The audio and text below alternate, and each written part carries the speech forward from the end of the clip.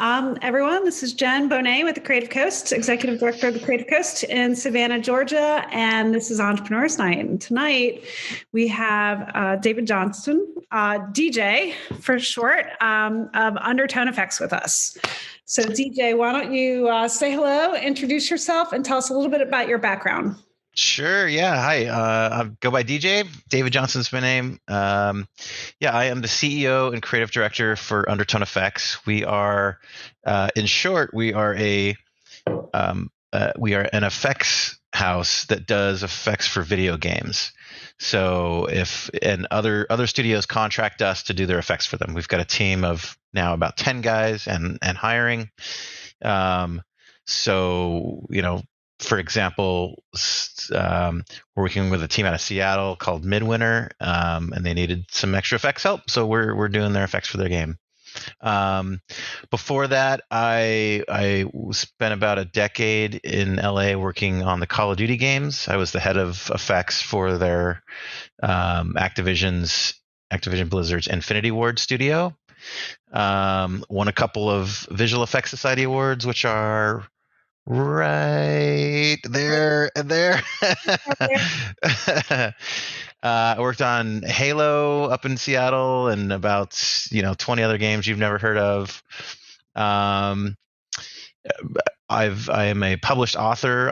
I've co-authored 2 books now. The Visual Effects Society's Handbook of Visual Effects, and the other one is Introduction to Game Development, which is like a university book on game development.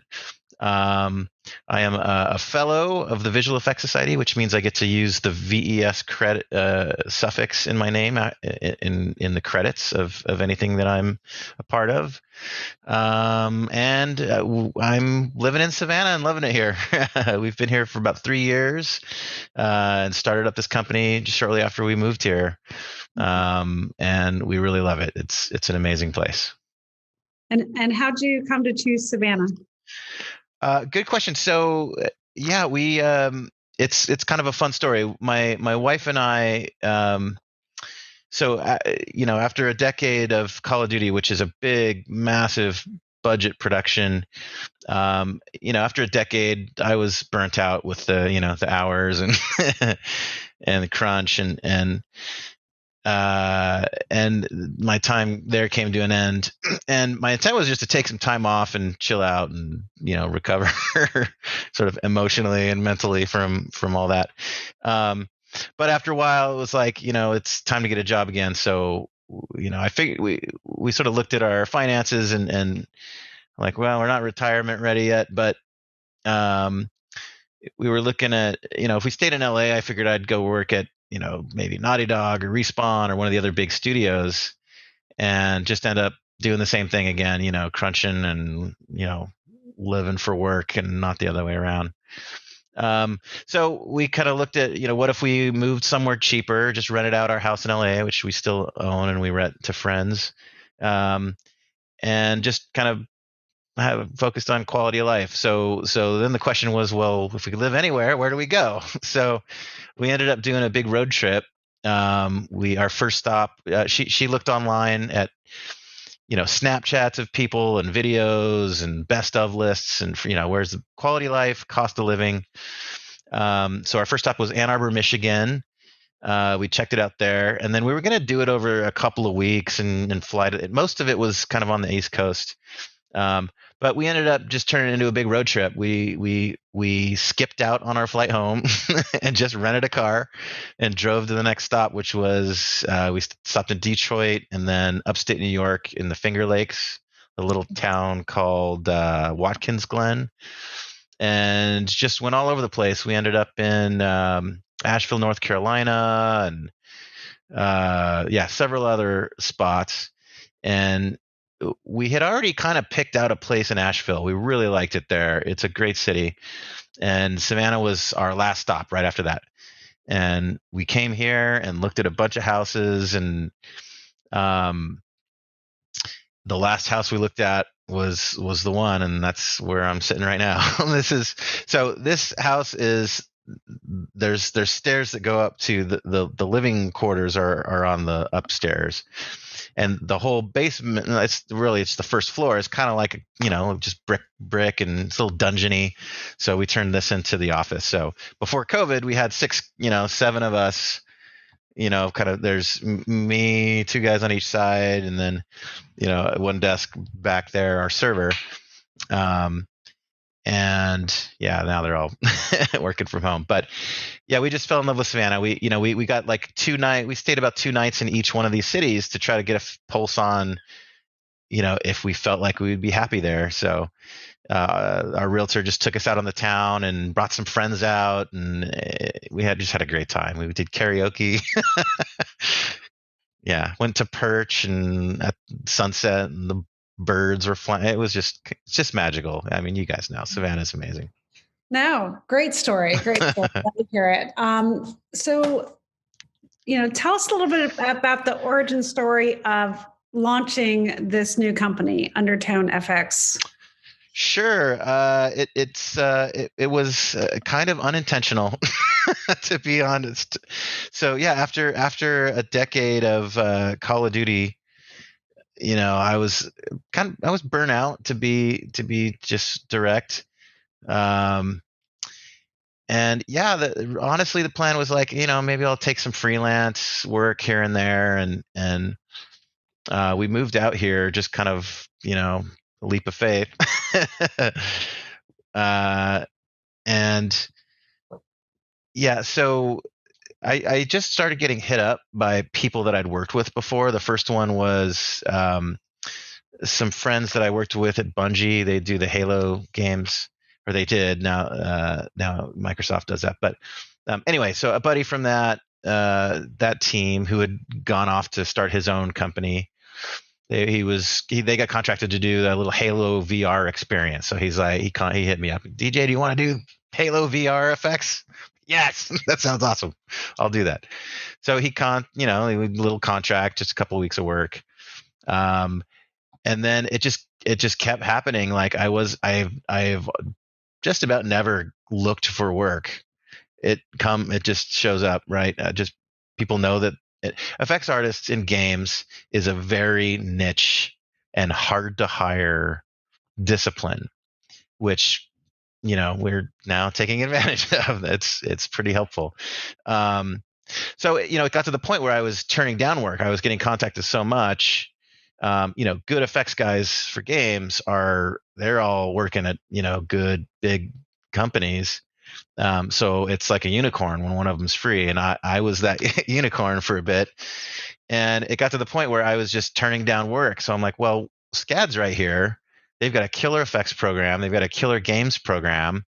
So why don't I try to get in with some of the professors and have them help me figure out, who's just graduated. That's awesome. So I there was some open house thing they had at the end of the year for the semester at SCAD, where a couple of students showed off the work that they had just done for their thesis.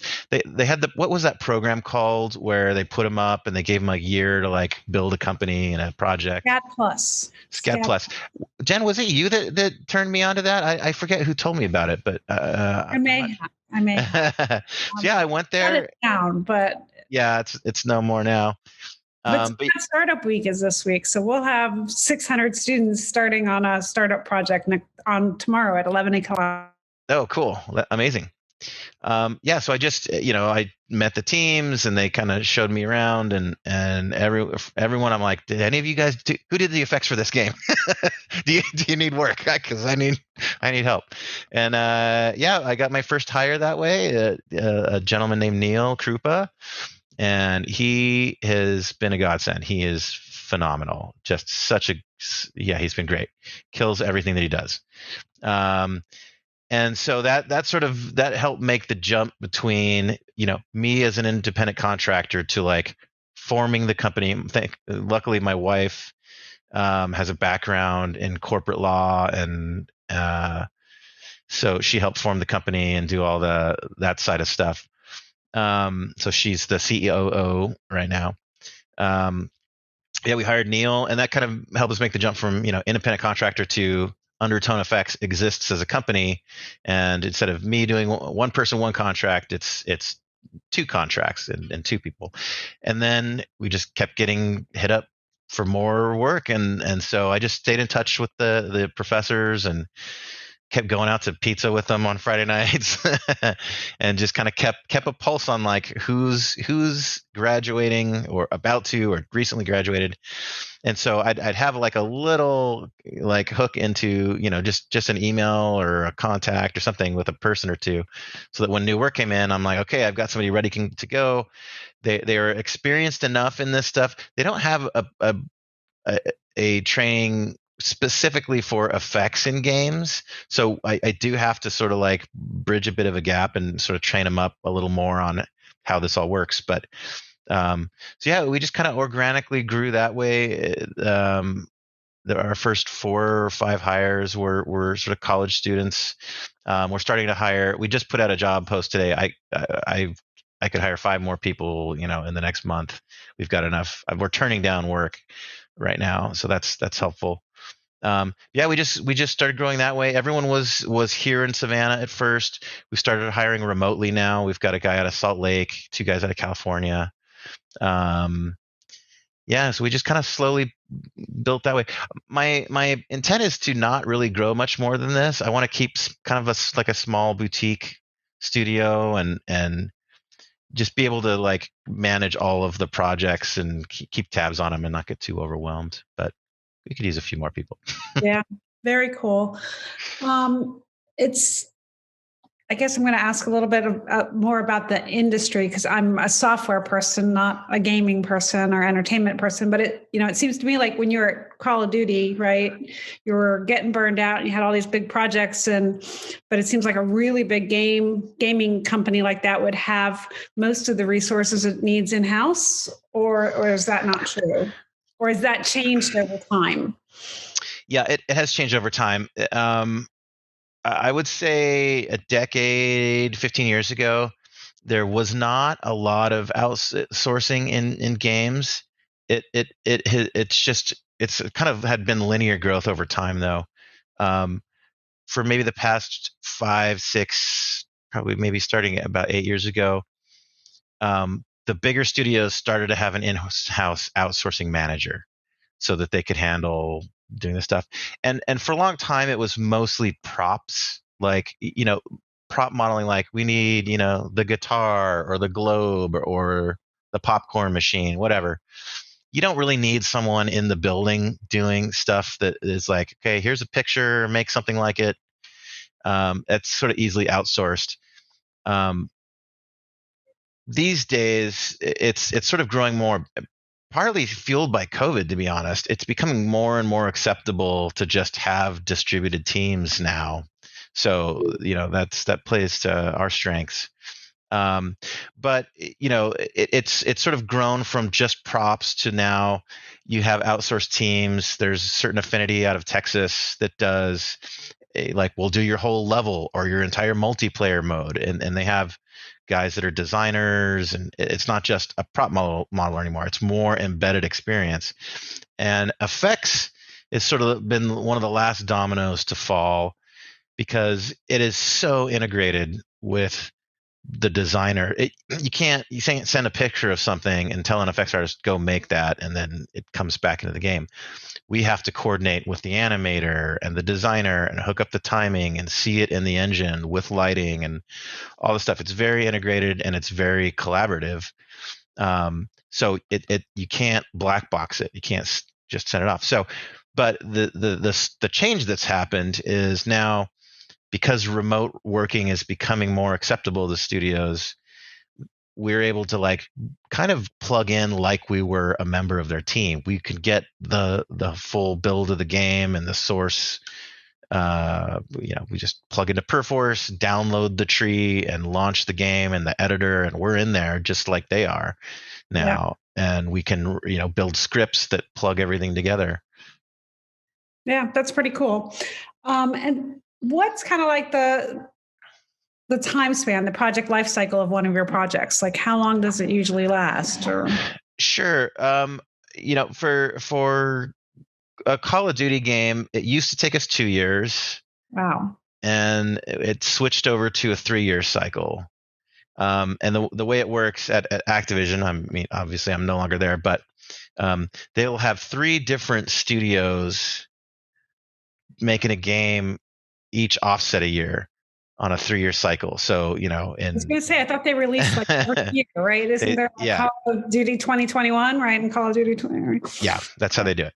Okay. So one team will ship in 2018, and the next team is mid progress on their 2019 release, and then the 2020 comes out, and as soon as one finishes, they probably have 9 months of support for the game they do, kind of up till like the next guy releases, and then they can kind of, meanwhile they're doing pre-production on the next title, and then they can really start in earnest on the next one.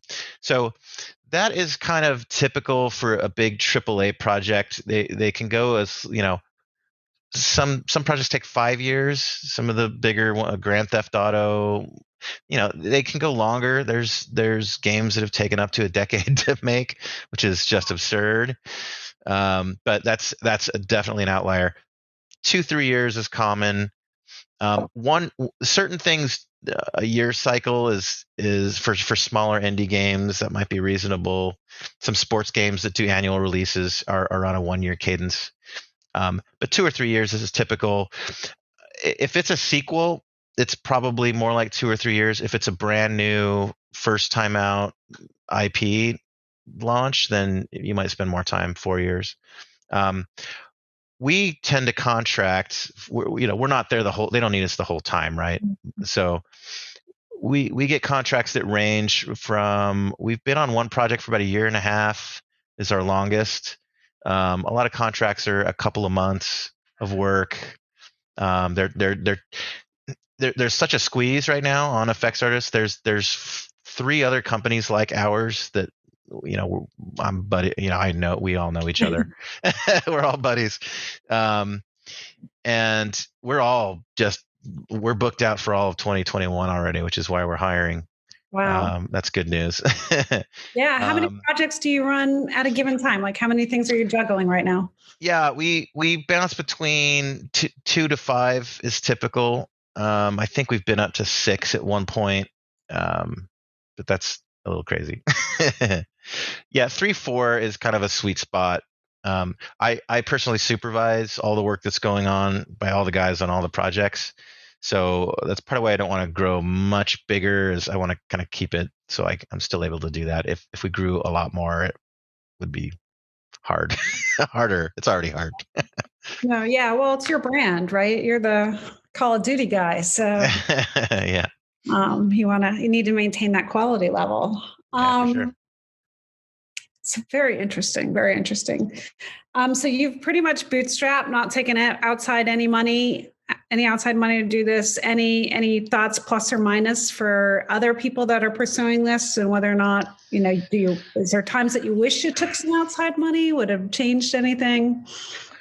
Yeah, we've taken 0 capital. And I love it that way. I think sort of, this is just sort of a philosophical thing. I think, capitalism, the word capitalism itself, and investment is, you get capital and to grow, and most companies are on that trajectory.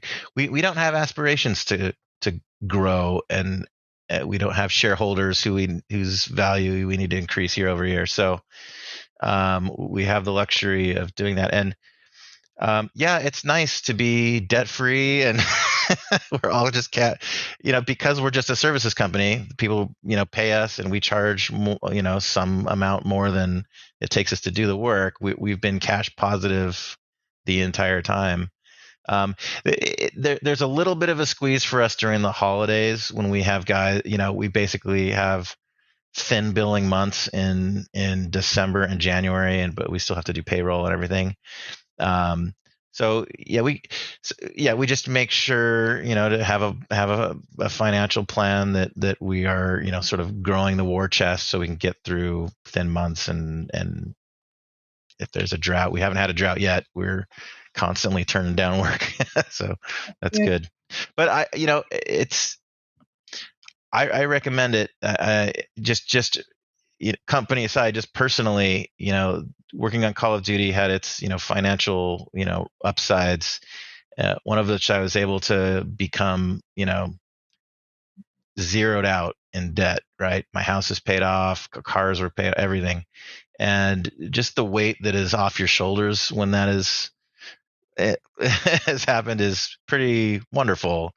And if one has the means to do that, like it's good. So I've just kind of extended that philosophy to the company too. I want us to be debt free. We just we buy software outright where we can instead of subscriptions, and we just try to keep a minimal burn rate. But yeah, having no debt is pretty sweet. Have you ever considered taking on a project for, obviously some payment, but also some equity? Would there be value in that for you to maybe have a piece of the game if the game takes off? Or yeah, there was one opportunity that came up like that, and it went a little south. We were considering it, and yeah, that doesn't come up much. So generally we work for hire company, right? We have a day rate. It's negotiable a bit. If they can afford our normal rate, then we do that, and if not, we try to work with them. And that's basically how it works. And although we have considered, if we have downtime and guys that are available, building our own game. So we do have sort of a product that we'd be coming to market with, and the thing that's kind of nice about that, which Call of Duty, they didn't call them royalties. They were discretionary bonuses for legal reasons. They called them that. Right. And if you leave the company, then you don't get it anymore. But it's nice if you're part of something that's a hit, and to be able to the whole staff to be able to get rewarded for it is pretty great. So I think about that. Yeah, but we're so busy all the time, we don't have a lot of downtime. But I have in my head, maybe 5 years out, a picture of growing this into sort of two companies. One that's just doing what it is we do now, and then if we build enough war chests to be able to hire just a small team to run at making independent games for ourselves, that would be cool. Skunkworks Lab. Yeah. So what has your biggest challenge been? Biggest challenge. Let's see. A couple of things. Hiring is tricky. Like I said, it's such an in-demand field, and good guys and gals that are free are unicorns. So that's tricky. It isn't. You can't just. It's a problem you can't throw money at. Like it's. So yeah, when we get work and we don't, I hate. We've been doing it a lot lately, but turning down work is like, oh man, that's a really cool project I love to do, but we're just, we're booked for a year, so we can't take anything right now. Yeah. So it'd be cool to be able to snap our fingers and have, more effects artists, but it just doesn't work like that. That's been a problem. I'd say, for myself, just sort of like, focus and time management and attention. I that's something I've been working on, is being better at like having a to-do list. And one thing that we have is telepresence. So I've got a monitor right here, like Brady Bunch, with 9 people up on it, and we're all bantering all day and asking questions. And it's good to keep information flowing and keep us socialized in a remote world. But it can, it comes with distraction too. There's chatter and stuff. So turning it, quarantining time where I have it off, and I'm like, okay, I need to burn through my to-do list. And, I always have the emotional pull of like, oh man, there's that one thing I gotta get done, and that's been waiting. And, I always feel a little overwhelmed, but, I guess that's true of any, person running a startup. I assume. Being a CEO, an active CEO that's also kind of in the weeds with the team, right? Yeah, I'm trying to not book myself anymore on assignments, but I have ones that I did before, and I'm still sort of maintaining it and doing a little bit of work. And one philosophy that we've got is we try to, from Activision and all the crunch, and there's stories about bad employee treatment, and I'm not saying Activision, just in general in the games industry. There's the EA lawsuits, and there's been stories of poor working conditions, let's say. So we are doing our damnedest to do better, to have great working conditions. So we are proudly a no crunch company. We claim, we put it out, we state it publicly. It's on our website. That is extremely rare in the games industry. And generous vacation time and all that. I forgot where I was going with that. What was the question, Ian? It was just about challenges and, balancing the CEO versus the creative side of, because you're both in your business. You're right. CEO executive closing the deals, but you're also if not doing the creative work, you're at least quality control in the creative work. So yeah. Kind of two different brains, right? That's both sides of your brain, definitely. That reminds me, that's sort of the point I was getting at was, part of the way we are able to hold the line and not have any crunch is by having someone that's available to help if someone's behind or needs it. It's like you don't throw that person's life under the bus. You throw my life. I will get in and help people if they're behind. And it's tended lately that doesn't happen much when you have a good review. When you have clear schedules and tasking and regular daily reviews, it's a lot. It's better to keep people on track and on time in your 8-hour day than have everything be late and everyone's stressed and everyone's piling on time. Like, that's not good. There's a better way to do it. So that's what we're aiming for too. So part of our process that I'm happy with, and our clients are all happy with, that's unique, I think, is the way we do updates and reviews. So our process is, each one of the artists at the end of every day, they're in Unreal Engine or Unity, whatever, working on an explosion or a lightning bolt or a spell, whatever it is. And there's a software called OBS, Open Broadcasting, and it'll just record your screen. So we have them put on a headset mic and just hit record and just talk for 3 minutes, 5 minutes, whatever, about what, and just show your work every day. And we're all in different Slack channels with various clients, and they just post the videos up there.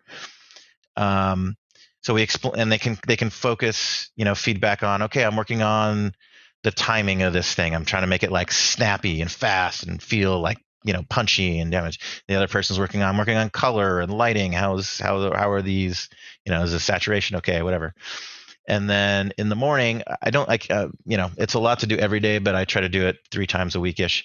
I'll just go in and download them all and watch the videos, and then I will play them back muted and record over it and talk about, okay, well, I like the timing you have, but what if there's like a little lingering bit like afterwards?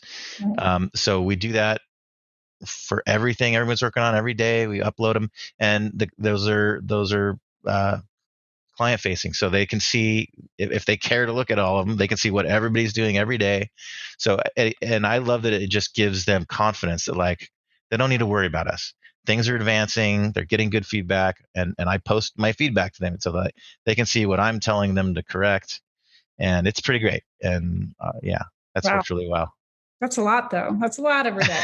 Yeah, it is. But it's the form, it's pretty easy for them, because they're just, if our work day is done at 6:00, just come, 5:50. They're like, all right, bye, I'm going to go record now.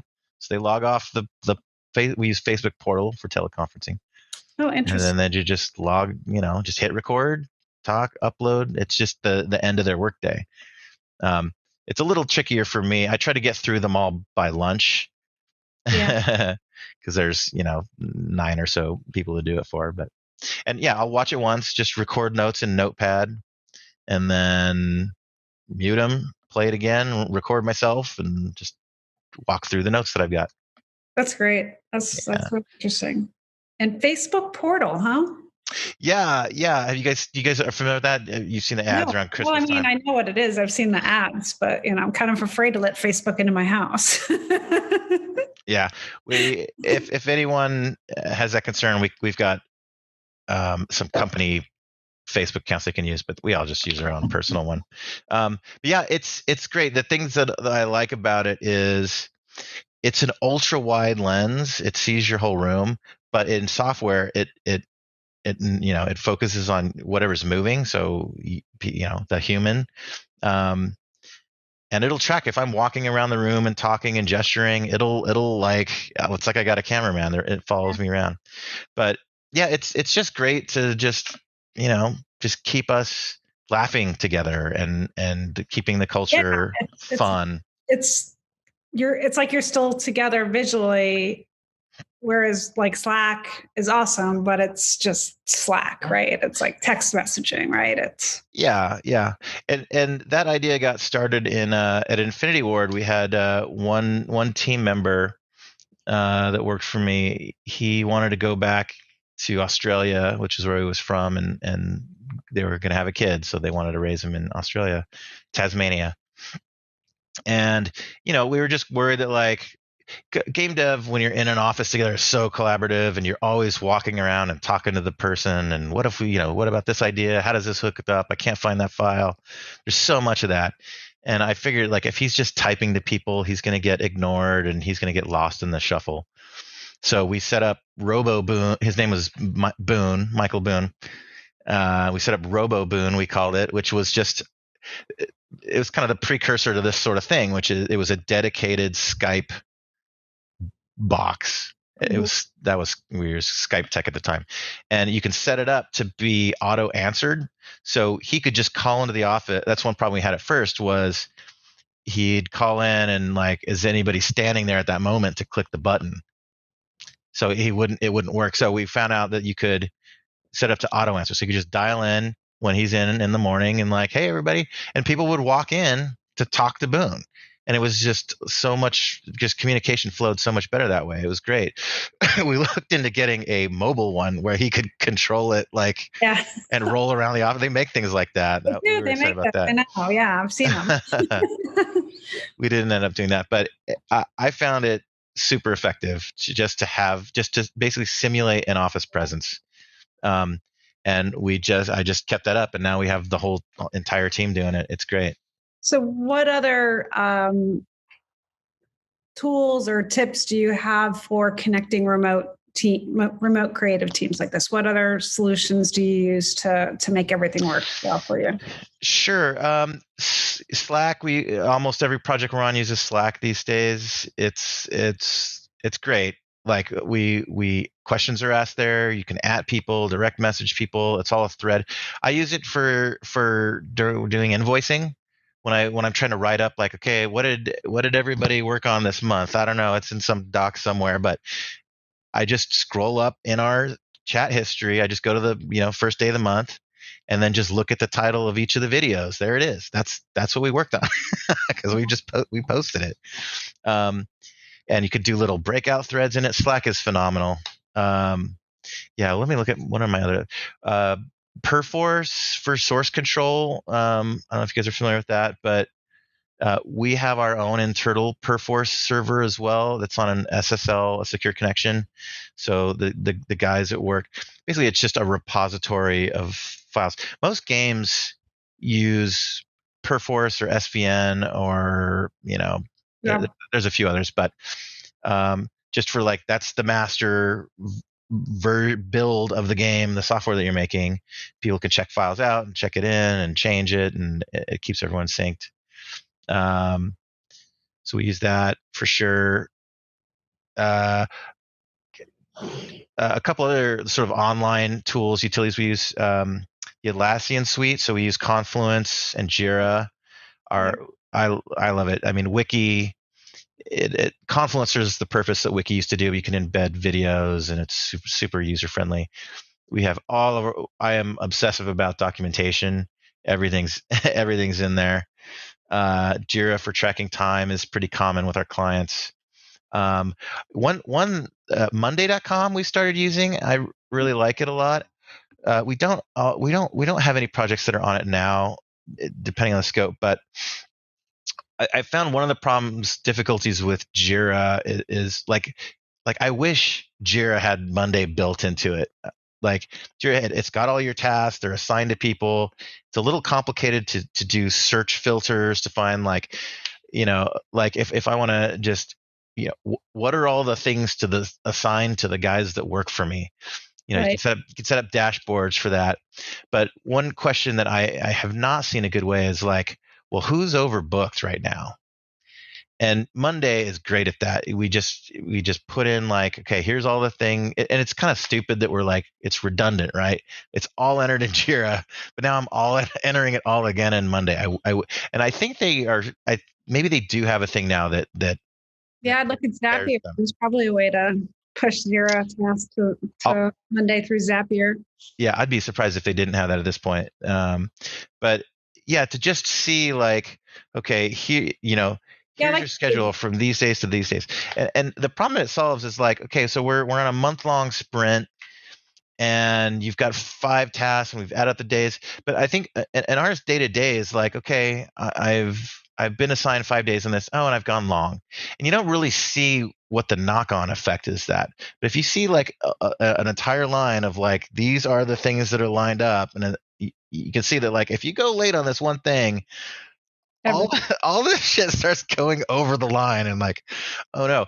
And so it's great for them, and it's great for me to just like, when I'm working on a series of things, to just keep scope in mind, like how does this all fit together, and we can just at a glance see like, oh no, this person's that goes way over the line. Let's show, let's find a way to balance that out. So Monday's great. I like that a lot. Monday's got a great user interface that shows the visualization on Monday is much better than any of the old Jira project management tools that I've ever used. Yeah.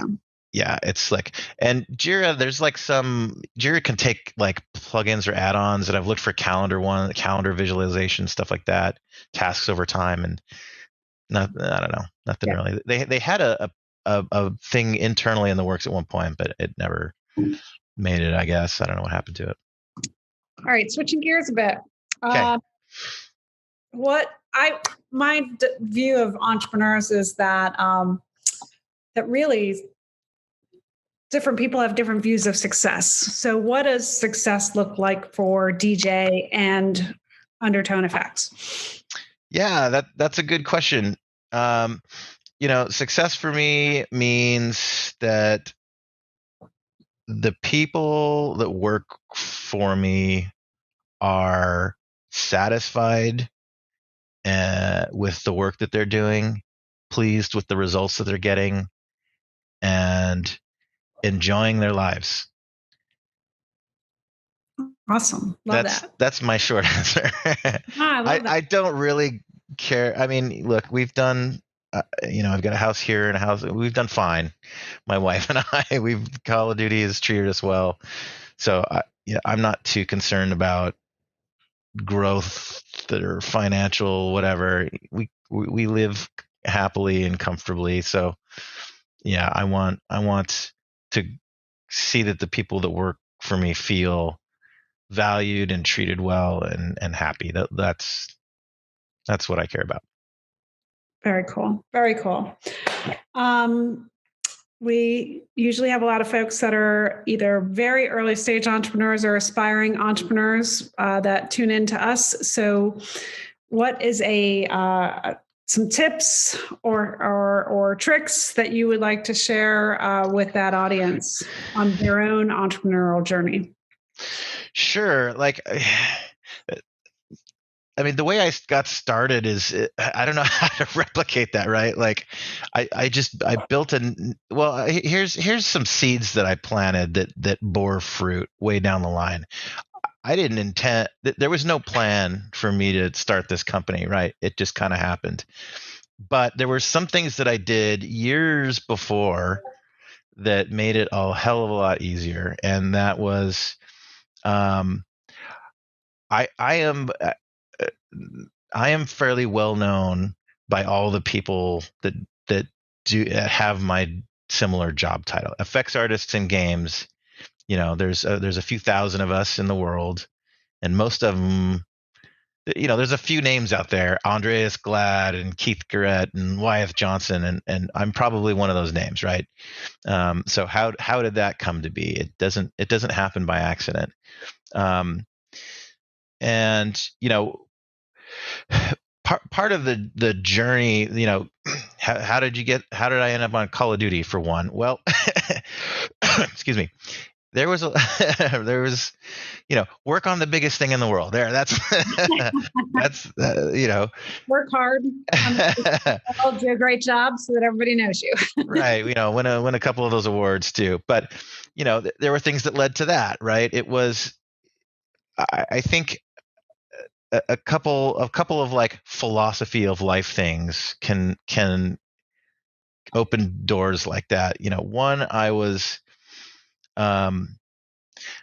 I think I was always open to, like, I had arranged my life such that it was fine for me to move around and take whatever the best opportunity was. It's sometimes one can get settled down and not have that opportunity.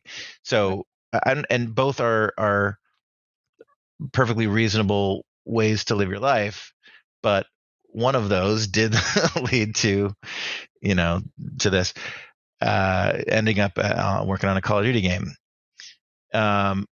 Two, I think I had, when you take a job and when you interview, there is a unique opportunity at those moments in time, that one ought to maximize, and there's ways you can do that. I think,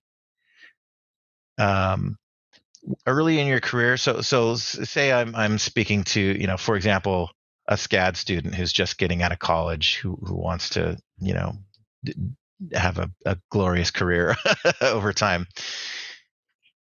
Don't stay at the same place forever, right? Like, I think, when you graduate school and you start a job, you have set yourself on a salary trajectory of, like, you're going to get so much 3% raise over time, right?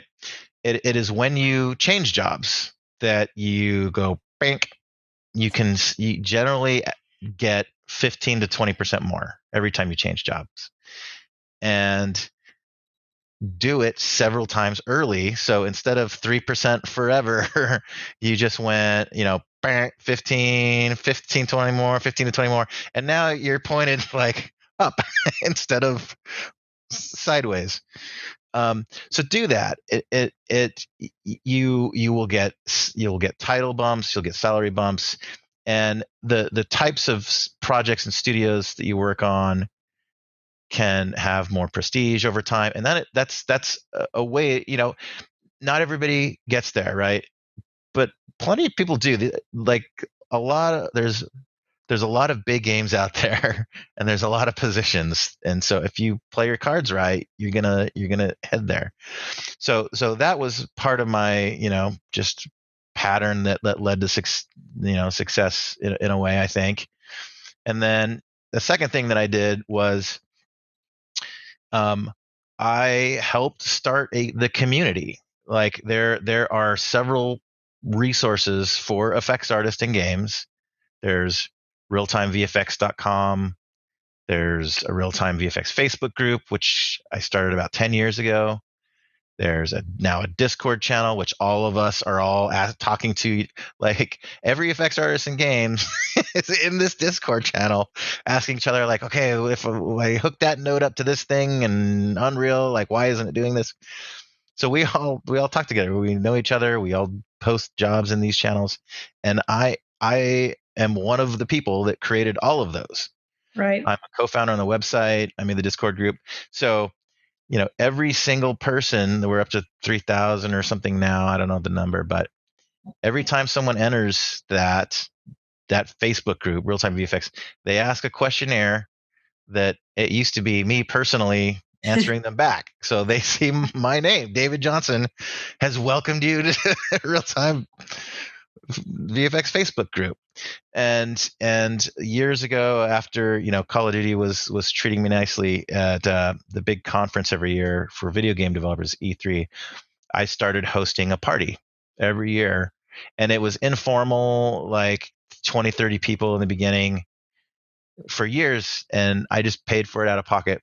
It was like $400 or $500 or something for a bar tab for 20 or 30 people. So I did this every year for years, and then it kind of like at a certain point it started to snowball. People were like, people wanted to sponsor it, and more people wanted to come, and so we started renting out venues and getting thousands of dollars instead of. So people know me from that, and just doing talks in for SIGGRAPH, and being in the VES, and like all this stuff. Just be active and involved in more than just your job.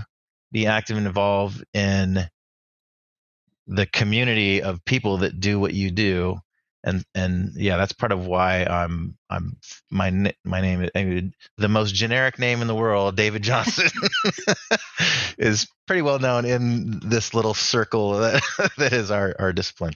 So those things together, like one was sort of being smart about where I worked and when I stopped working there and when I moved on, and how I selected the next job.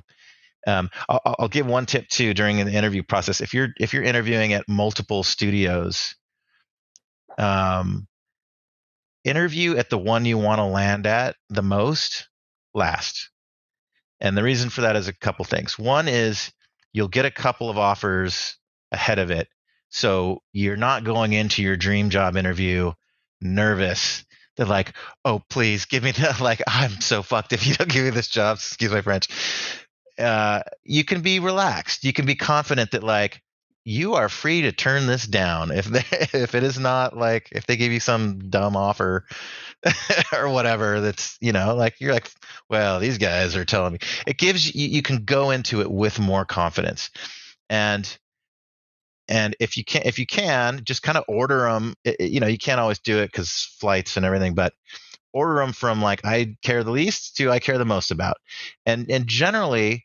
Every time you go interview somewhere and you meet people and you shake their hands and you look them in the eye and they tell them your story and they like you and you like them, you're going to walk out of that being like, man, that was great. Look at the cool stuff they're doing that they showed me. I want to work there. And then you go interview at another place a few days later. Oh, forget about that. These guys are really like every time you're going to want to go to it. Yeah. And every time ask for more money instead of, remember that 3% trajectory, 15%, get a couple of those bumps in one interview cycle. Interview somewhere and say, okay, well, the rate I'm expecting is, X. And then be like, well, I've already got an offer for this, so I'm looking for this. And then like, but even in one interview cycle, bump it up a couple times. That's pro move right there. And then you end up at your dream job, the company that you wanted to land at the most with the highest salary possible. That's how you do it. Yeah. I feel like I've done really bad now. I feel poorly for myself because the most recent jobs I've taken pay a lot less than my previous jobs. So. Oh man. Well, and look at it, and it's not about that. Mine's about building communities. So yeah, and it's not all about don't always pay money. Yeah, it's not all about it's not entirely about the dollar signs. There's more important things that I'll tell you. When I went to Infinity Ward, they were not the highest offer that I had. I had offers for, I interviewed at 9 places on that job change. I had 7 offers, and Infinity Ward was not the highest one. But and they were not a big studio at the time. They had shipped Modern Warfare 2, which was well received. It was not a blockbuster. It was not a big, huge hit at that moment in time. But of all 9 places that I interviewed at, they were the only studio whose game I had played start to end. I had played Call of Duty 2 and thought it was great. So I just kind of knew that these guys knew how to make something good. I didn't care. I didn't know that it would be a blockbuster. And I felt like the guy that interviewed me, his name's Robert Gaines. He's a phenomenal effects artist.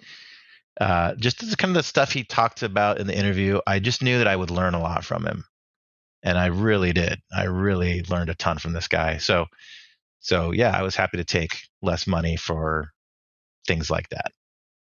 Awesome. We have just a few minutes left, so I did want to throw it out there. Mark usually asks some pretty good questions. So, Mark, do you have any questions? Yes, excellent discussion, David. Sounds like you have a remarkable experience. My parents met at the University of Michigan in Ann Arbor, and that's where I was born. Oh, wonderful. Yes. Cool. My father also worked for IBM, and we lived in Hyde Park, New York, northern Okay. New York area. I have a few questions, and these are more technology related. Sure. Well, business as well. Given that gaming effects development is labor intensive, what opportunities exist to automate product creation using, let's say, AI, machine learning, some of these other technologies? Yeah, that's a great question, and one that is sort of on the tip of people's tongues these days. There's a few flavors of that. So before AI and neural networks, machine learning, we're looking at more sort of traditional methods of efficiency gains now. One is just shared assets. So if we make an explosion once and then we get hired to do it again, well, we've already got these things that we made. So can we just kind of reuse assets? Can we build out libraries? One thing that's a little tricky business-wise doing that is when you get hired to make content, bespoke for a company, the licensing of it is such that like you make it for them and they own it, right? So if we have our own internal library and we're reusing it, and I don't know, there's a little legal shenanigans there, but yeah, that's a great question. So I have my eye on it, and I just did another interview where I was asked about the future of effects, and that was one of the things that I brought up is, so just to get a little technical, NVIDIA's got some tech now with their 3090 cards. I forget the acronym, DLSS or something like that. That is doing machine learning upsampling. So they're doing ray traced rendering now, but not your full screen. They'll render it at a smaller resolution and use machine learning to like scale it up and fill in the extra pixels to make it seem full res. And it is faster. It's cheaper at runtime on the computer to do that than just rendering it the whole time. So there's a little bit of a quality trade-off, but you can render more stuff because you're not rendering it full size, and so that's part of it. But that's not really a content creation problem. That's just sort of a runtime rendering thing. But yeah, I like, for example, explosions. There's a program that's really fascinating called Runway ML. That's kind of a machine learning aggregation environment where people who are developing visual machine learning tools are plugging them into this, like, it's kind of like an ecosystem or a platform or something. I don't know the best way to describe it, but you can take video and run it through this one, and then it goes up to the cloud and you get it back with foreground background separation mats pulled off of it, something you now did not have to do manually. And yeah, so like for our job specifically, like, what if you didn't need to render a whole effect, but using kind of those same concepts, those ideas, where what if you could just simulate, like, okay, I want the explosion to be, this shape and move in this fast. I could do it kind of in a low res way where we're not really authoring the whole explosion anymore. We're letting machine learning like hand you the explosion from like a simplified input. Like that is really fascinating to me. I don't know if that is where it's going to lead, but that is really super interesting. And yeah, people are talking about it. There's a little research going on behind it. Yes. It seems that you're walking the line between true artistic creation, making it unique and individual, versus something that's plagiarized. Yeah. Yeah, a little bit. Mhm. Yeah. And we use libraries of filmed explosion footage from time to time that we license, and we're actually partnering with a company that's to help them bring those to video games, so that other effects artists can use them. That's a whole nother story. I have a question regarding Call of Duty, your experience there. From Wikipedia entry, it says that the first in the series was released in 2003 and the latest release in 2020. It says it is also the most successful video game franchise created in the United States and the third highest grossing video game franchise of all time. That's quite impressive. As you're developing gaming software, you are racing against time as the underlying platforms such as PlayStation, Wii, Xbox, etc., are developing, as well as the software technologies you're utilizing evolve. What advice do you have in pacing development and software releases? That's a good question. Yeah, there's a couple ways to look at it. That we call it what's the term that we use? A generation jump year is a thing where, remember we talked about there's, for Call of Duty anyway, there's 3 studios on a 3-year cycle, and so this is a generation leap year. So we just got the PS5 and the Xbox One X, neither of which I have yet, and I'm frustrated by that. But it is on those years. You are right on the cutting edge of how you have to ship for both platforms. Mm-hmm. You have to ship for the old one and the new one, and it is really painful because you don't get dev kits until way too late. You're authoring against a moving target. You're like guessing at like how powerful the thing is going to be, and so you're putting like, we need to look cooler, so we're going to put more stuff in there. Like, is that too much? Like, I don't know, who knows? But you need those same assets to be authored in a dense fashion and in a less dense fashion for the other platform. So like you got to do them twice. So it's a lot of work. It's a lot of work. I find it's helpful to build into your process like switches so that like you can author the effect once really, and you can tell an emitter, is it going to be on both platforms, the default, or just the next generation one or the old generation one. So it's like most, the picture of the fireball, the smoke that comes out, maybe that's the same on both, but the sparks that are going to come and the little like trails, well, we want the next gen ones to be, really cool, really dense, tons of particles, and the old generation's going to have like, a turned down version of that. So, there's ways to manage that, and every 8 or so years when we get a console generation jump, that happens. But then, on the tools side too, like, especially for effects, nobody knows how to do all the stuff. There's Houdini and FX and Krakatoa, and Houdini is its own. Like, there's so much to learn in that software. It takes a ton of effort to keep up with it. But really, you start with the vision. Like, okay, we've got new hardware coming out. We've got new tools coming out. What can we do with this? That's like I always the phrase I use, what's more awesome than has ever been seen before? Like, that's the goal, right? So usually we start there, like okay, well, we were always too constrained to pull off fluids that are like drooling and falling and flipping around and interact with the ground, and then it gets on your pants, like all this, whatever.